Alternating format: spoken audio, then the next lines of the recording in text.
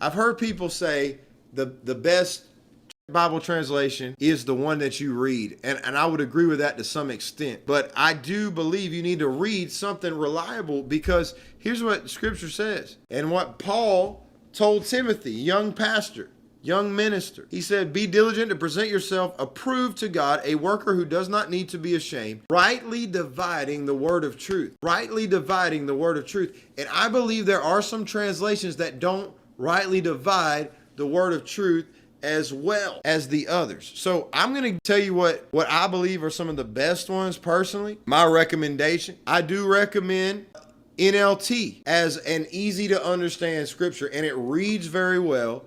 Great for devotionals, especially if you're reading Old Testament stuff that's maybe a little bit harder to understand.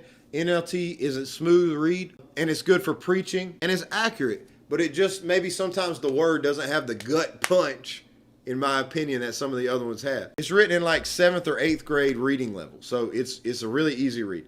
Then you have NASB, New American Standard Bible, which is excellent for study. It's highly literal. I think it's like 11th or 12th grade reading level. It's a little choppy read sometimes, but it's very accurate. So it's great for study. ESV, kind of a balance between the two. English Standard Version, it's readability and accuracy.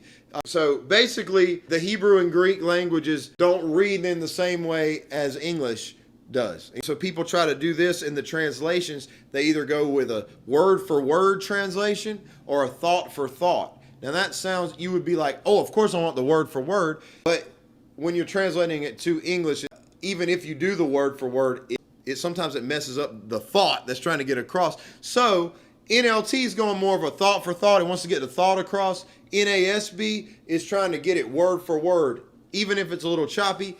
English Standard Version is a balance between all those.